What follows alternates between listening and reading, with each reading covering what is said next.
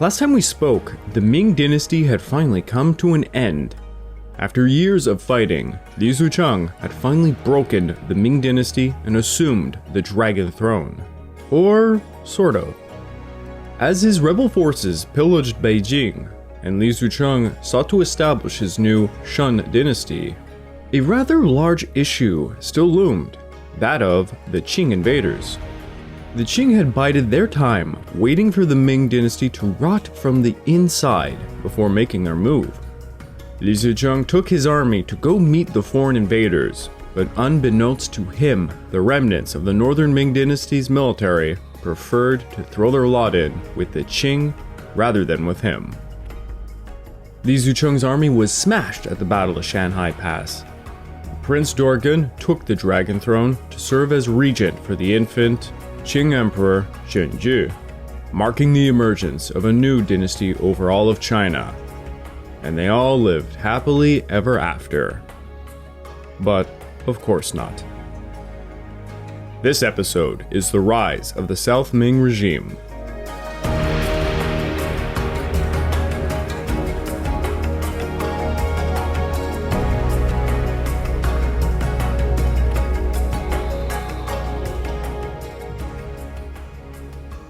Welcome back to the Fall and Rise of China podcast, and I'm your dutiful host, Craig Watson. But before we can begin, I just want to remind you all that this podcast is only made possible through the efforts of Kings and Generals over at YouTube. Perhaps you want to learn more about the history of Asia? Kings and Generals has an assortment of episodes on history of Asia and much, much more, so go give them a look over on YouTube. So please, subscribe to Kings and Generals over at YouTube and continue to help us produce this content by checking out www.patreon.com/kingsandgenerals. And hey, if after all that you are still hungry for some more History of Asia related content, why don't you check my personal channel out, the Pacific War channel over at YouTube, where I cover the history of both China and Japan from the 19th century all the way on to the end of the Pacific War. Give it a look, it'll mean a lot to me. So, perhaps a short recap of the end of the last series of episodes is necessary.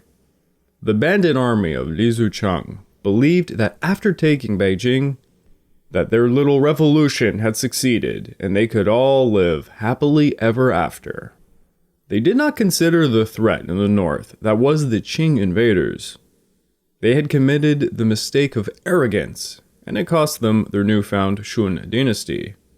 It also would have future political and military consequences. The first Qing emperor was titled Shunzhi, meaning smoothly ruling emperor. However, Prince Dorgon would act as his regent, as the emperor was only 5 years old.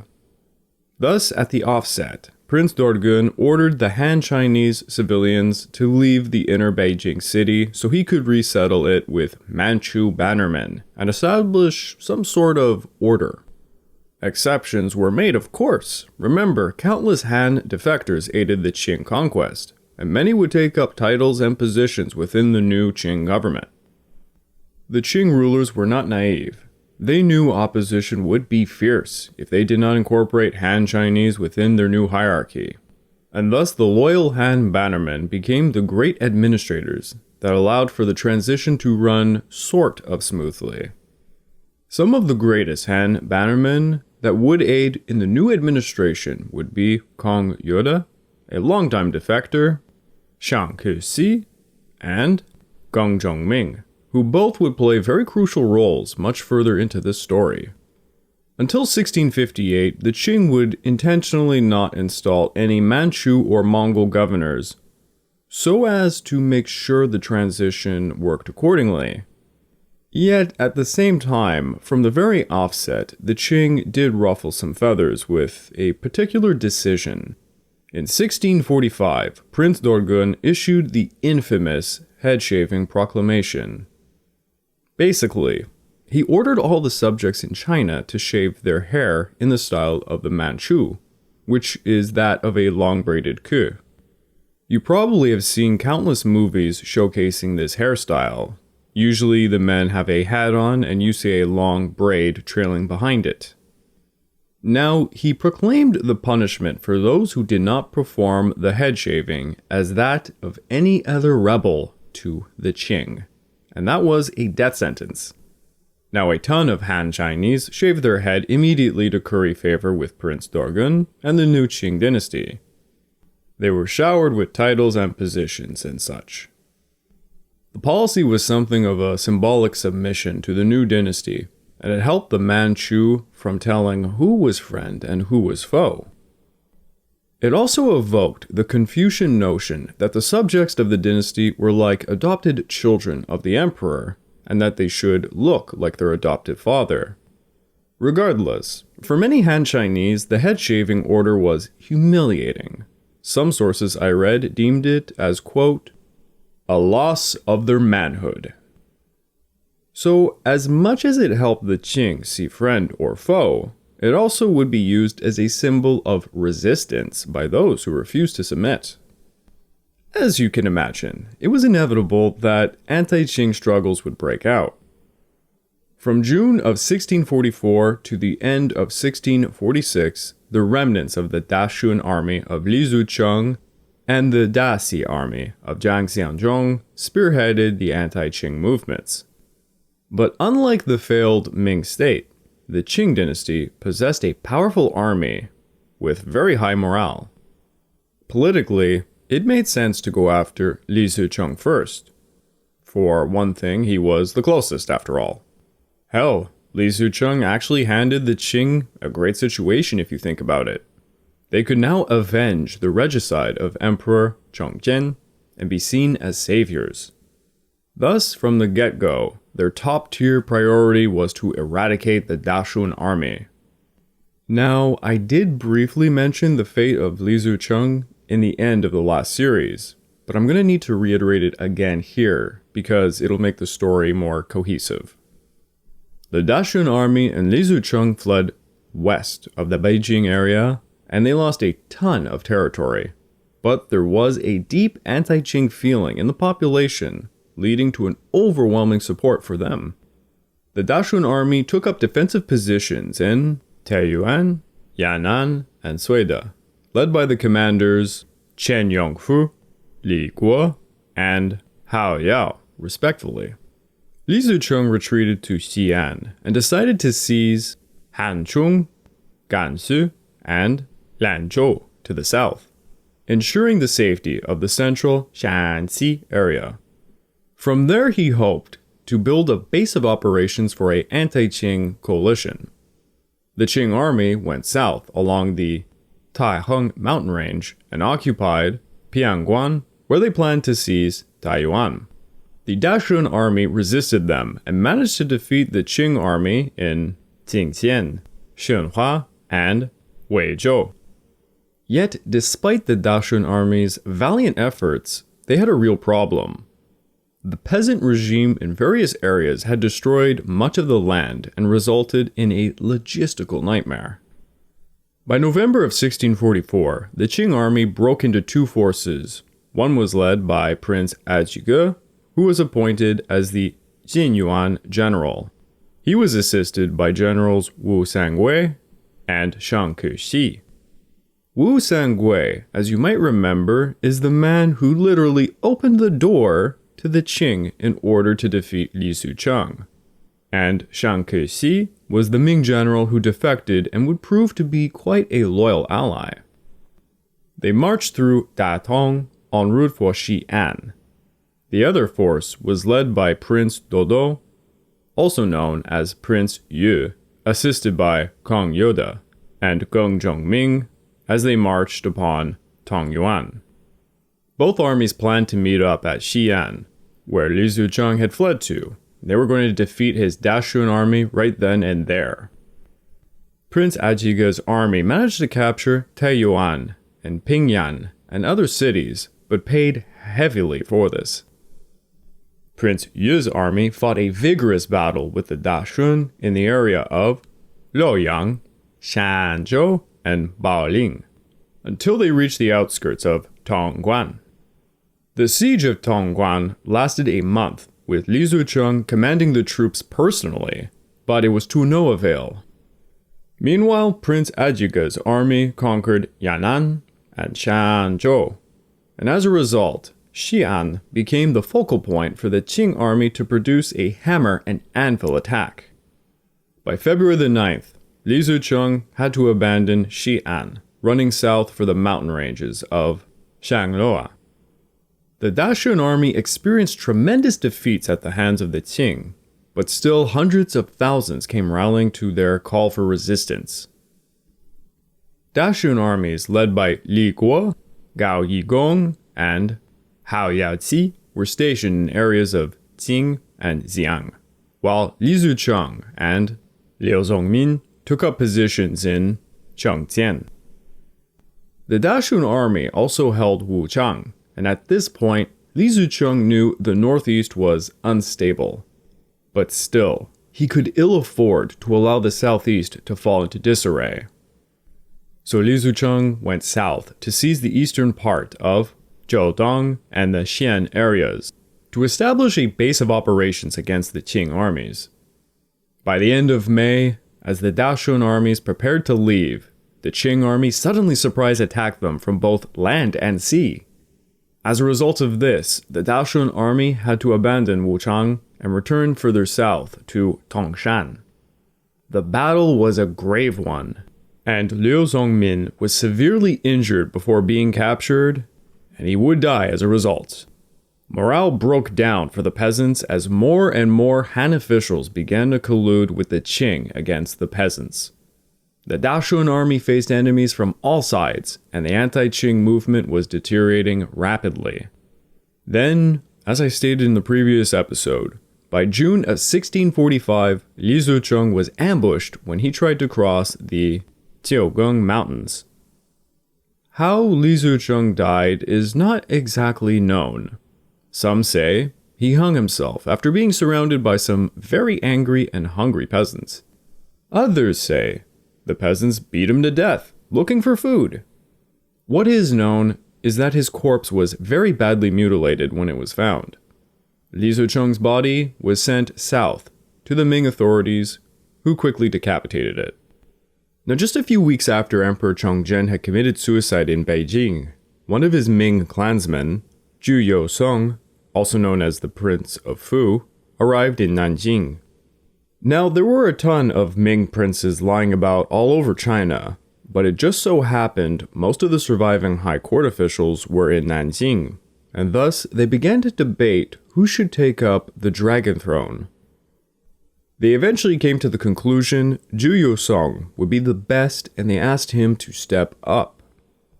So, with the support of Ming loyalist bureaucrats and generals, Zhu Yousong proclaimed himself as emperor in Nanjing, with the reign title of Hongguang, meaning Great Light.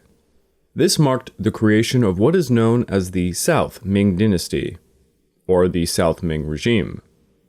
Now, Zhu Yousong was chosen mostly because of his bloodline, rather than character or ability. He was the eldest son of Wan Li's favorite son, a guy that Li Zicheng and his bandit rebels had eaten, if you remember that rather gruesome story. His son, Zhu Yousong, shared many of his father's defects, and he did not really want the throne. He just happened to be in Nanjing, and he was a prime candidate. The original aim of Hongguang's regime was to take revenge and suppress the bandit armies. Indeed, Emperor Hongguang's court proclaimed the regime was formed to, quote, ally with the Tartars to pacify the bandits. Hongguang's new regime possessed quite a lot of military power. There was a grand secretary named Ma Shiying, who was the greatest pusher of Zhu Yousong onto the throne, and he held a powerful war fleet.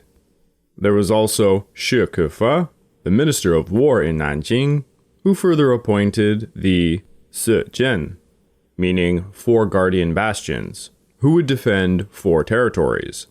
They would have Huang Dugong, who would defend Liuzhou, Gao Jie would defend Suzhou, Liu Liangzhou would defend Fenyang, and lastly, Liu Zicheng would defend Hanan. All four of these men were vested in titles and nobility, which would create a rather dangerous precedent for our entire story going forward. Each man would have an army of 20 to 30,000 soldiers. All of this was established to protect the area of Nanjing from the Dachshund armies.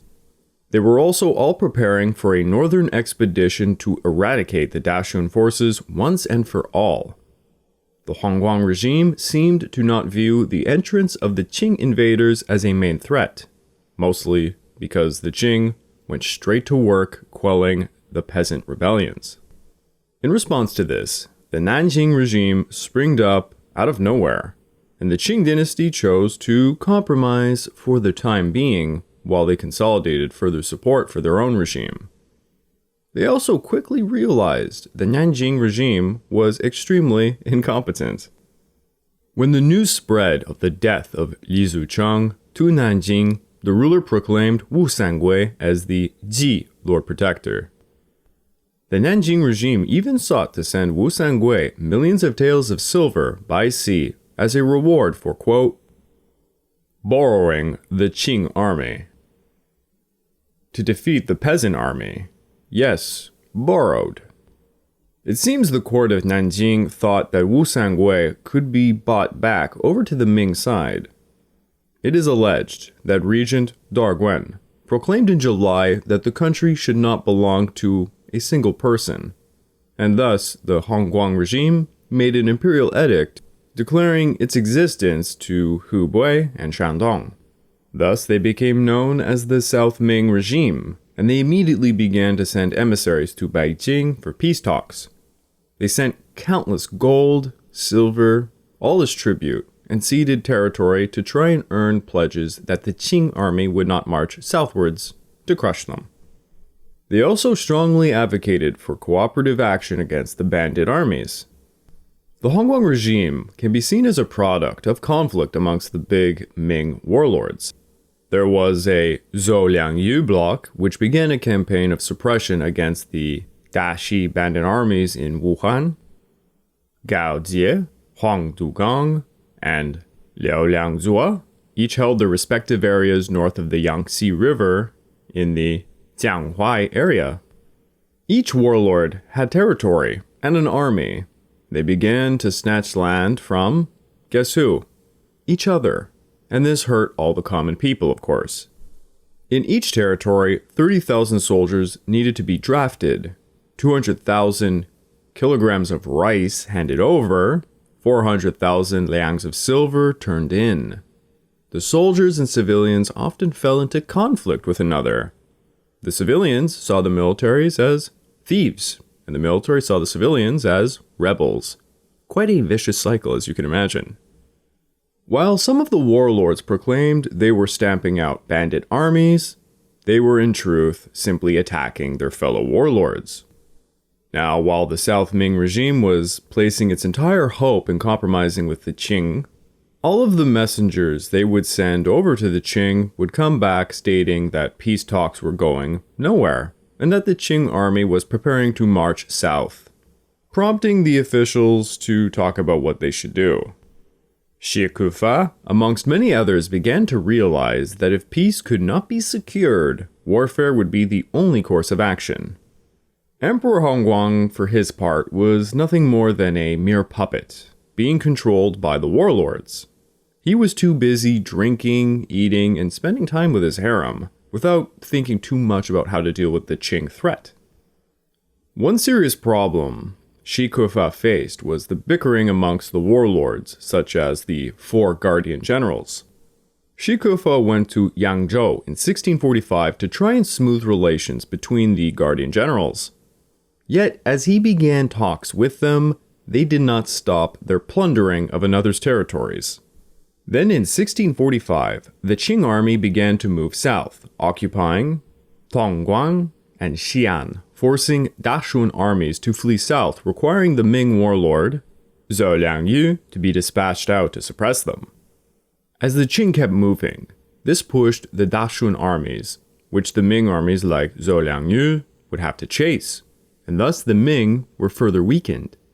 On top of this issue, Zuo Liangyu hated Grand Secretary Ma Shiying, and for good reason. The man clearly was using the emperor like a personal puppet and taking more power each day. Thus, Zhou proclaimed he would get rid of Mao Shiying's influence in the court. All of this internal bickering is happening while the Qing are literally pounding on the doors of their little regime. Ming forces began to be attacked by the Qing as he marched south, and mainly, they just simply surrendered to them. The Qing sent Prince Yu to lead his army out of Xi'an to the east, and his force soon captured Shizhou, a strategically important Ming territory, and word soon came back to Hongguang. The court of Hongguang freaked out, looking to their strongmen to resist the Qing invaders, but the warlords of the South Ming regime were so corrupt and too busy attacking another to even pay attention. Gao Jie, who possessed the largest army out of the guardian generals, was assassinated by another Ming general named Shi Kefa, who tricked him using the oldest trick in the book. He invited him to a banquet. Shi Kefa was planning on surrendering to the Qing anyways, so he invited Gao Jie to a dinner, got him very drunk, and used some very, very beautiful prostitutes apparently, to kill him during the night. The army of Gao Jie retaliated against the city of Suizhou, but by this time, the army of Shi Kefa had fled and surrendered to the Qing. When word spread of Gao Jie's death, the other warlords simply stormed into his territory to divide it up alongside the remnants of his former army.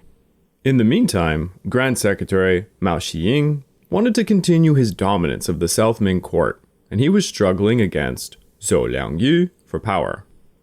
On May the 8th, Zhou's armies began a battle against Mao Shiying's in Nanjing, while the Qing army crossed the Hui River and marched on Suizhou.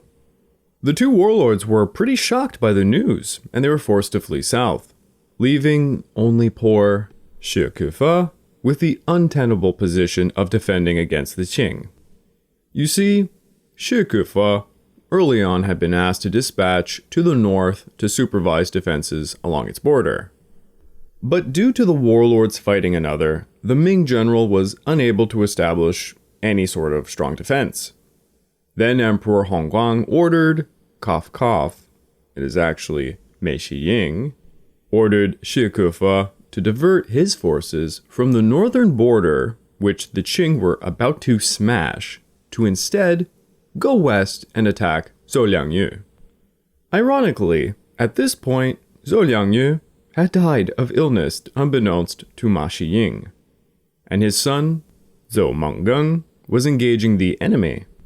Because of all of this chaos and anarchy, the Qing saw the route wide open to Yangzhou, which was something of a bulwark for Nanjing, so they marched towards it. Facing the Qing invaders completely alone, the Shi Kefa army was forced to retreat from their northern positions in Yangzhou. His army only made it within days of the city becoming besieged by Prince Yu's army on the 13th of April. Thus, Yangzhou was besieged, and Emperor Hongguang called on all of his officials, asking what the hell should be done. And those said officials were too busy attacking another to really come up with an answer. Some in his court said they had sent reinforcements to help Shi Kefa and pointed fingers at Mao Shiying for intentionally retreating his forces from the Qing areas to retaliate against Zuo Liangyu. It was at this moment that, allegedly, Mao Shiying sent a proclamation that he would rather the Qing kill the emperor and all the Ming officials rather than be killed by the treacherous Zuo Liangyu. Mao Shiying then went on to make edicts that anyone who dared talk about guarding the Hui area would be sentenced to death by him. Apparently, even the emperor did not speak up against this. Thus, Shi Kefa was pleading for help and being completely ignored by everybody. The warlords continued their fight as the Qing were literally banging on the gates. Prince Yu sent a letter to Shi Kefa asking for his surrender, but Shi Kefa replied, My life is tied to the city. I would rather die than betray my heart. On April the 24th, the Qing's army's cannons had broken the walls of Yangzhou, and the city fell during the night. Shi Kefa attempted suicide by slitting his own throat, but failed to do so. It is alleged he asked his subordinate, Shi Duwei, to kill him, but Shi Duwei refused even when Shi Kefa screamed out, "I'm the military inspector, Shi! Quickly kill me!" Thus, Shi Kefa was captured by Prince Yu, who tried to persuade him to surrender and serve him, stating, "We sent you a letter, politely asking for your surrender, but you refused. Now that you've fulfilled your loyalty and righteousness, you should take on a new important responsibility. Help me conquer Qingyuan." Shi Kefa responded, "I fall together with the city. My decision will not change. Even if I'm torn to pieces, my feelings will be as sweet as Matos. But do not harm thousands of lives in Yangzhou." Thus, Shi Kefa was put to death. As a subordinate, Liu Jiazi led the rest of the soldiers and civilians of the city to resist the Qing, pelting them with arrows. Prince Yu, furious about the heavy casualties his force took upon entering the city, ordered the entire city put to the sword. This tale is known as the Yangzhou Massacre, and according to an account given by a contemporary named Wang Xiaochu, the event was a 10-day massacre in which up to 800,000 people were killed. Most modern scholars consider the number to be quite an exaggeration, but what is not an exaggeration is the hardship felt by the poor souls of that city. Here is an excerpt from Wang Xiaochu's account. "Several dozen people were herded like sheep or goats. Any who lagged were flogged or killed outright. The women were bound together at the necks with a heavy rope, strung one to another like pearls. Stumbling with each step, they were covered with mud. Babies lay everywhere on the ground. The organs of those trampled like turf under horses' hoofs, or people's feet were smeared in the dirt, and the crying of those still alive filled the whole outdoors. Every gutter or pond we passed was stacked with corpses, pillowing each other's arms and legs. Their blood had flowed into the water, and the combination of green and red was producing a spectrum of colors. The canals, too, had been filled to the level with dead bodies. Then the fires started everywhere, and the thatched houses caught fire and were soon engulfed in flames. Those who had hidden themselves beneath the houses were forced to rush out from the heat of the fire, and soon as they came out, in 9 cases out of 10, they were put to death on the spot. On the other hand, those who had stayed in the houses were burned to death within the closed-shut doors, and no one could tell how many had died from the pile of charred bones that remained afterwards. After the Qing were finished pillaging Yangzhou, they crossed the Yangtze River and captured Zhenjing, which was one of the last gateways to Nanjing. Apparently, in the dead of night, a very drunk emperor, Hongguang, fled from Nanjing to Wuhu under the protection of Hongguang, his chief general. This left the South Ming court in pure chaos. Some officials fled, while others prepared to pay tribute and surrender to the Qing. Li Zicheng and Zuo Liangyu surrendered to the Qing quite early on. Zuo Liangyu and Gao Zi were both dead, leaving 23,000 defenders to guard Nanjing without any real leadership. The betrayal and deaths of the warlords handed over the entire northwestern zone of the South Ming regime to the Qing. Ma Shiying then brought to Nanjing troops from the western provinces made out of non-Han Chinese indigenous fierce tribal warriors, called the Sichuan soldiers to defend Nanjing against the Qing. Rather ironically, the tribal warriors were deemed barbarians and slaughtered by the Han Chinese citizens of Nanjing. Mind you, the person who was in charge of defending Nanjing was Zuo Liangyu, so as you can imagine, he probably had a heavy hand to play turning everyone against Shiying. It also turns out Zuo Liangyu and many citizens of Nanjing had decided to peacefully defect and turn over the city to the Qing when Emperor Hongguang abandoned them. Allegedly, the citizens all screamed out, "These are the son and daughter-in-law of the traitorous minister Shiying." They screamed this as they paraded the son and daughter-in-law of Shiying, and then they stormed Shiying's house. Thus, when the Qing marched upon the city of Nanjing, the defenders most likely threw down their weapons, and by June the 8th, the South Ming regime of Emperor Hongguang had completely collapsed. Zhao Menggung surrendered to the Qing, Huang Dugong was killed fighting the Qing, and for all it was on paper, perhaps up to 1,000,000 men strong, the regime simply fell to pieces. Liu Zuoliang, who had surrendered to the Qing, managed to capture the fleeing emperor Hongguang and sent him under escort right back to Nanjing. It is said the citizens spat on him and cursed him, and even threw rocks at him as he made his way along the street. Emperor Hongguang would die a year later in Beijing. The South Ming regime of Hongguang had not even lasted a full year and made one of the most pitiful attempts at trying to resist the Qing army. His regime exploited its own people and caused a ton of suffering, which would be the main theme of this entire story.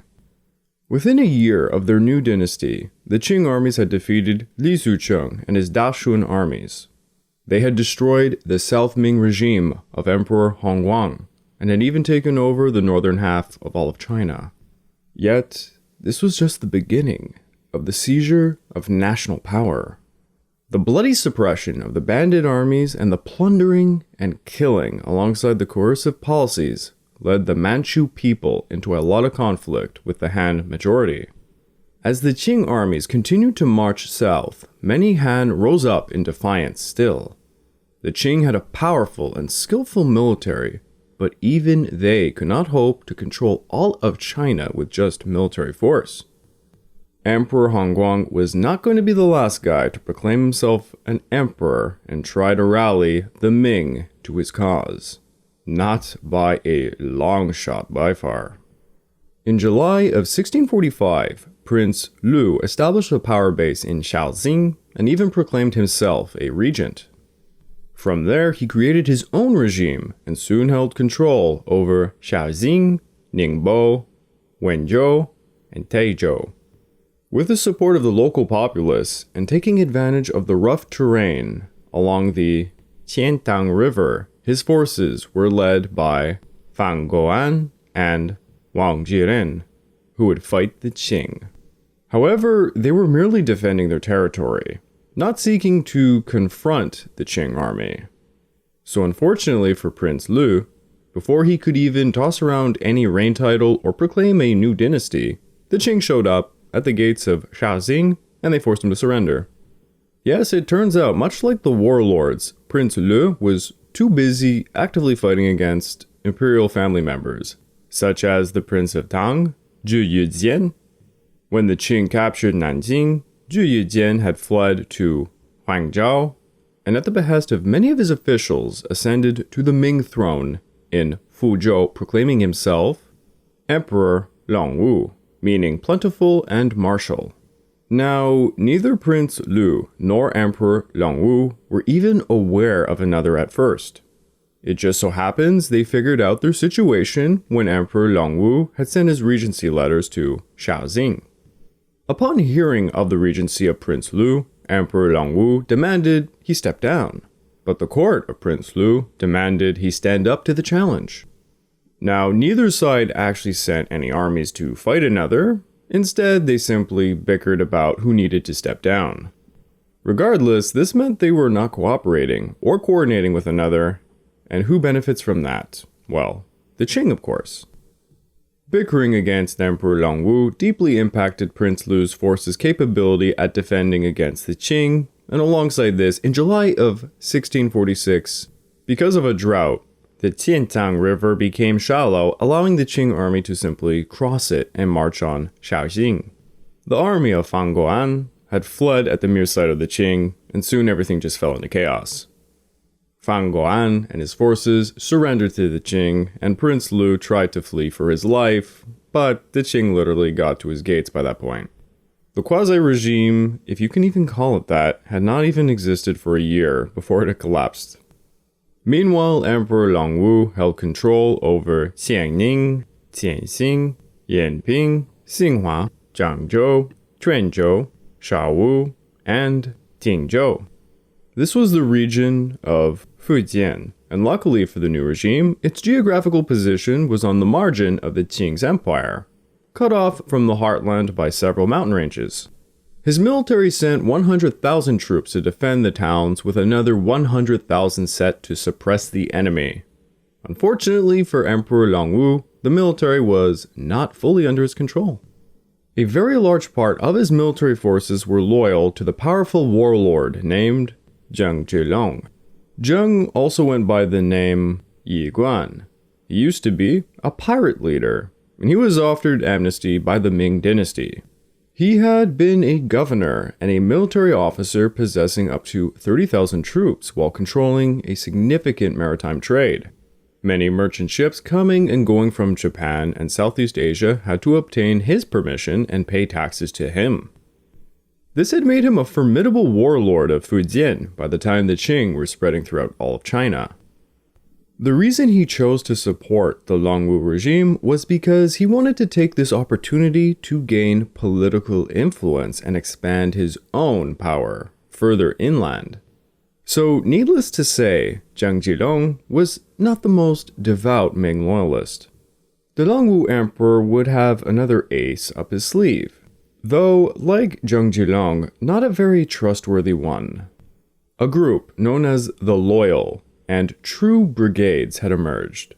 They were former Dachshund leaders who had wandered leaderless after Li Zicheng had died. They ran into the army of He Tengjiao, who instead of simply smashing them, shared wine with the bandit leaders and asked them to join the Ming loyalists. They agreed to do so under his banner, greatly increasing his numbers up to an estimated 200,000. He Tengjiao was showered with titles and gifts from Emperor Longwu for bringing so many to the cause. But as you can imagine, taking in bandit leaders would have dire, very, very dire side effects. In reality, these bandit leaders and their armies were not really submitting under the Ming. They really had no loyalty to anyone. It was just a means to an end, an allegiance, and many of these bandit armies would simply go on to become bandits yet again. The precedent, however, was set. The South Ming regime would continuously employ former bandit leaders, even installing some with titles which would hurt them further down the road. While so many Ming loyalist armies fought the Qing armies on the border territory of Fujian and some other areas, Zheng Zhilong made sure to hold back near the coast, despite having the most formidable force with abundant provisions. When the Qing armies approached Zhejiang and Fujian, Zheng Zhilong thought the Longwu regime could do him, well, no more good. In order to maintain his power in Fujian and keep his tremendous wealth, he decided to simply defect to the Qing. On top of this, something that is said all too often but gets disregarded occurred. Terrible weather led to terrible harvests, which led to starvation, which affected the troops and civilians alike. Still, in places like western Hongguang, the loyal and true were unleashed upon the Qing invaders, and they did win several battles. But when the Qing crossed the Xianxia Mountains, Zheng Zhilong withdrew all of his forces. The Qing army marched straight through the area, encountering no defense, and entered Fuzhou with ease. The civil and military officials of the Longwu regime fled for their lives or surrendered. No one really put up much of a fight.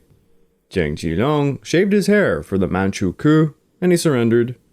He was sent to Beijing, and a foreign missionary who witnessed the collapse of the Liangwu regime, stated this of it. Emperor Liangwu acted as if he was a cowardly sheep, and he fled with his mighty army. The word mighty here referred to the large number of the callous people. But his escape could not save his life. When the swift Qing army caught up with him, they shot these stupid sheep with arrows. Emperor Liangwu had no children, though he had adopted Zheng Jilong's son, Zheng Chonggong. And when Zheng Jilong surrendered and left for Beijing, this left his army to be inherited by Zheng Chonggong and his uncle. Zheng Chonggong goes by another name in the West, Kakzinga. He will play a crucial role in this story much later. In December of 1646, the little brother of Emperor Liangwu, the new prince of Tang, Zhu Yousong, proclaimed himself emperor in Guangzhou. His title of reign was Shaowu. When the Qing forces captured Fuzhou and killed Emperor Liangwu, Zhu Yousong had fled to Guangzhou, and several high officials pressured him to take the throne. Unfortunately for him, just a few days later, the prince of Yangming, Zhu Yousong, had also proclaimed himself emperor at Jiaqing, taking the title of Yangli, which means perpetual calendar. Zhu Yousong was the grandson of Wang Li and held a stronger claim to the throne than Zhu Yousong. The Ming provincial governor of Guangxi, Zhu Shisu, had served under both Hongguang and Liangwu, and then championed Zhu Yousong early on, claiming he had dragon countenance and a great character for rule. Yet, according to some surviving sources, Zhu Yousong was quite weak of body and spirit, and even his own mother urged against his enthronement. She said this of her son: "My son is soft and benevolent and lacks the talent to bring order to chaos. I wish you could choose someone else." Ouch. Jeb Bush feelings there. But, as usually occurs, bloodlines won over merit. Now, of all the Ming princes to take up the dragon throne, Yang Li's tenure would be the longest during this period. Yet it was also characterized by the same problems as the rest: rampant factionalism, indecisive leadership, and an over-reliance upon warlord military figures whose interests were, more often than not, dissimilar to the emperor's. One of Emperor Yang Li's first actions was to put He Tangjiao in charge of military affairs, hoping he could rein in the loyal and true, who were now full-on looting the hell out of the countryside, because bandits will be bandits after all. Emperor Yang Li then went a step further, and he began instilling titles upon former bandit leaders, most likely fearing if he did not persuade them to his side, they would join Emperor Shaowu, or perhaps the Qing. This precedent would hurt his reign further down the road. As you can imagine, both these new regimes began claiming to be the legitimate successor to the South Ming Dynasty, and they would inevitably fall into war with another. They would be so consumed by this that neither regime would do much of anything to thwart the Qing invaders. Well, as the war between the two emperors raged, in only 40 days of proclamation, Shaowu's forces were completely smashed at Guangzhou by the Qing, and Emperor Shaowu was captured in January, and then he committed suicide. Thus, to start off his new regime, just a month or so after taking the throne, Emperor Yang Li would flee. Not a good start. The Qing, who had smashed Emperor Shaowu, had marched onwards and entered Guangzhou, prompting Emperor Yang Li to fear for his life, and he fled from Jiaqing, going 170 kilometers upriver to Wuzhou. Emperor Yang Li was abandoned by many members of his court, and I would say rightfully so, given his cowardly actions. Would you know it? The Qing army simply kept marching on, as one does, closer and closer to Wuzhou. And guess what Emperor Yang Li did? Yes, he fled again. this time to Guilin, and even more court officials abandoned him for this. It was at Guilin where he made a distant relative, Zhu Yongfan, Vice Minister of War and Vice Censor-in-Chief, and Supreme Commander of Sichuan and Hongguang.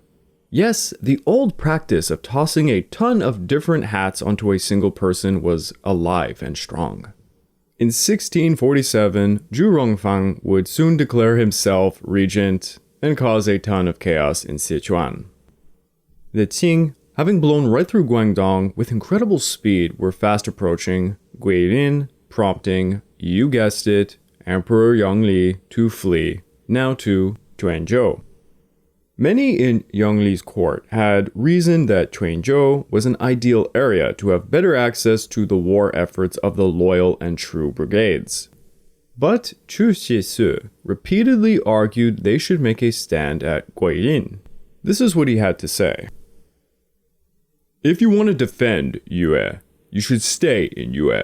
If you want to abandon Yue, then Yue will be imperiled. If we take one step forward, then the people will take one step forward. But if we flee far away in a single day, the people will also flee far in a day. If we run, then we cannot defend territory. How can we attract people to our cause? Chu Xiesu believed they needed a stable base of operations in order to attract troops for more broad-based support. He also kept arguing the previous South Ming regimes had all abandoned bases far too swiftly and thus undermined their causes. Now, we will come back to this, but for now we need to look at another large aspect of the war for unification, the problem of the bandit armies and how suppressing them caused further problems. This is sort of a more micro look at how, at the more local levels, certain groups of people would rise up to fight off the Qing invaders. The Qing army scored a series of victories south of the Yangtze River and the southeast coastal regions. They defeated quite a few South Ming regimes and Da Shun and Da Shi armies. But with each victory came cities being burned, plundered, murder, all contributing to further suffering of the common people. With so many people suffering came more and more revolts. People south of the Yangtze River and the southeast coastal regions continued to resist the Qing. Peasant revolutionary organizations were developing quite fast. In August and September of 1646, 20,000 strong peasant armies from Liyan, Jintan, and Xinhua began to cooperate with the South Ming regime to besiege Nanjing. This was quite an incredible feat. It was the secondary capital of China after all. The peasant armies launched several attacks, causing quite a lot of anxiety for the Qing rulers, but they never managed to take Nanjing. These anti-Qing actions, however, spread like wildfire to the Taihua area. There, under the leadership of Jiang San, a mass of poor farmers and fishermen began an organized insurrection. They kidnapped the children of rich families, hid them in the mountains, and began demanding ransom, which they took to pay for soldiers and provisions. This type of uprising then sprang in the area of Suzhou and Sangjiang, encouraging more and more people to struggle against the Qing rule. One Taihua peasant army that participated was named the Whitehead Army because they wore white headcloths. They managed to overthrow Wujiang, then they attacked Haiyan, Zhejiang, and Jiashan, gaining considerable fame. But, like so many, they were eventually smashed by the Qing armies, and their leader, Zhu Yousong, was killed. Still, under the overall leadership of Jiang San, farmers and fishermen of Taihua continued to fight, and they eventually captured Yixing and fought forces in Suzhou and Changzhou. The Qing kept defeating their forces again and again, but more kept springing up, and thus the Whitehead Army became a banner of resistance in the area south of the Yangtze River. When the imperial edict was given out by the Qing government that everyone should style their hair in the Manchu fashion, it was stipulated that in 10 days of the edict, that all should comply. This order was basically, keep your hair or your head. Several anti-Qing forces rose up claiming they would rather die than shave their heads, and they began a campaign of anti-hair shaving. Movements were seen in countless cities, but the anti-shaving movement became most violent in Jiangyin. Jiangyin was a prosperous city with 3 rivers and 5 lakes. It was also the gateway to Suzhou, Songjiang, Zhejiang, Fujian, and Nanjing. Yan Yingyuan, a low-level Ming official and a historical grapher, was appointed as commander of a rebel army in Jiangyin. Yan organized the army and deployed a pretty effective defense. The Qing sent up to 240,000 soldiers to fight the rebels.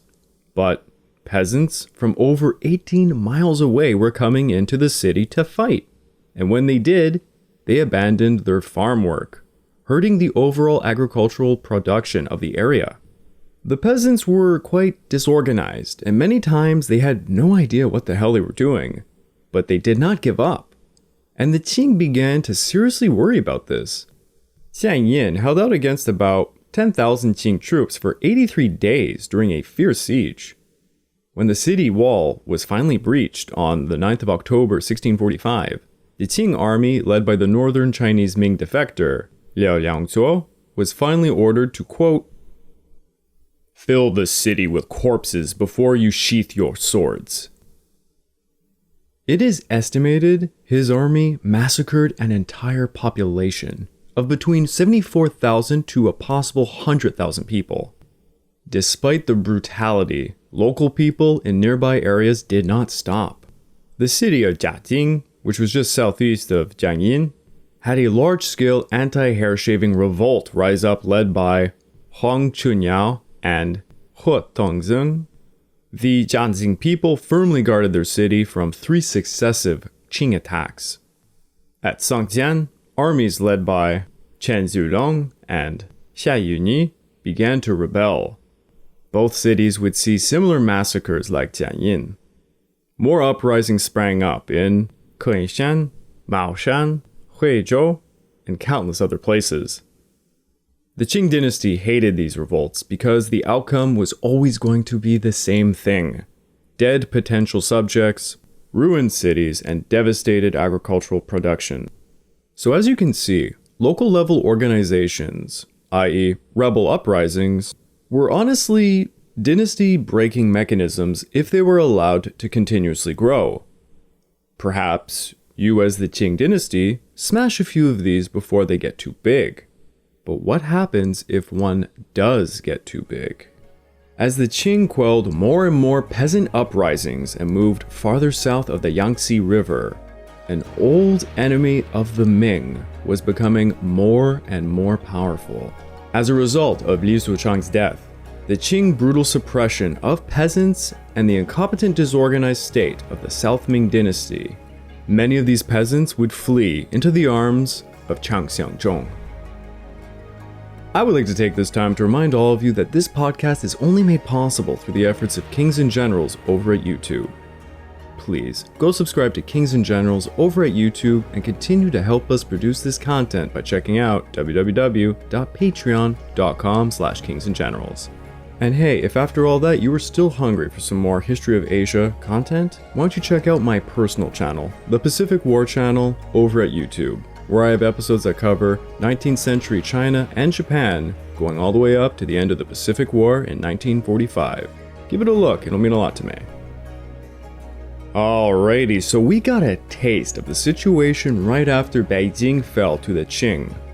Things did not go so happily ever after.